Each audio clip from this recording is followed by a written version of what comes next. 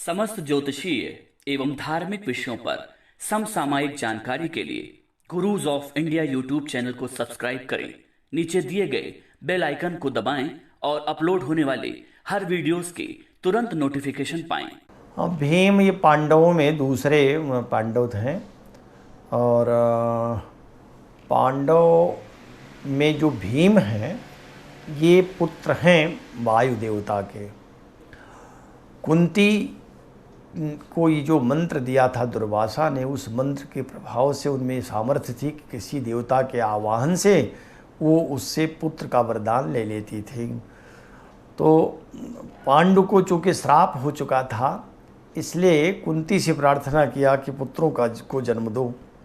अब कुंती ने धर्मराज का आश्रय लेकर युधिष्ठिर को पैदा किया और भीम को जन्म देने के लिए कुंती ने वायु देवता का आश्रय लिया था।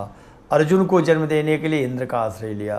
फिर दो जो जुड़वे भाई हुए नकुल और सहदेव, ये इनकी जो दूसरी एक प्रकार से कहें कि पांडु की पत्नी माद्री थी, तो माद्री ने के लिए अश्विनी कुमारों का आवाहन करा करके जुड़वे पुत्र दे दिए थे। तो नकुल और सहदेव जुड़वे हुए।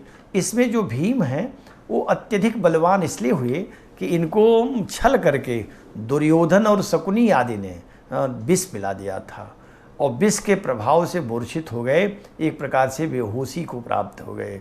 फिर उन दोनों ने, दुशासन और दुर्योधन ने छल करके लपेटते हुए तालाब में, नदी में गिरा दिया। और जब वो नदी में गिर गए हस्तिनापुर गंगा के तट पर, तो नदी में ढकेल दिया। अब ये तो दोनों भाग गए, कुछ बताया नहीं किसी को, लेकिन भीम रसातल तक चले गए। ऐसी जगह गए जहाँ नागलोक है, नागों का लोक। वहाँ नाग ने इनको जीवित कर लिया। जब जीवित किया तो पूछा, तो इन्होंने बताया कि मैं तो कुंती का पुत्र हूँ, हमको लगता है छल से दुर्योधन आदि ने विष दे दिया। तब वही नागों ने इनको एक प्रकार से जैसे सोम होता है वैसे सोम रस का पान करवाया, अमृत की भांति होता है। उस सोम रस के पान से इनमें 10,000 हाथियों का बल आ गया और इतने बलशाली थे कि एक हाथी का पैर पकड़ करके घुमाते थे आकाश में और फेंक देते थे। वो हाथी इतनी दूर चले जाते थे जहाँ ये पृथ्वी की गति, पृथ्वी की सीमा समाप्त होती है, जहाँ वायुमंडल का अंत होता है, और उस सीमा के चारों ओर वो हाथी घूमने लगते थे, पृथ्वी के चारों ओर पृथ्वी की परिक्रमा करने लगते थे। तो भीम को 10,000 हाथियों का बल होने का ही परिणाम था। लेकिन दुर्योधन आदि को मारने में या जरासंध आदि का जब वध किया है तो इतना बल होते हुए भी इसलिए कि अधिक समय लिया कि उसमें उन लोगों को वरदान था। वरदान के कारण वो मर नहीं पाते थे आसानी से। भगवान कृष्ण ने युक्ति से उनका वध कराया।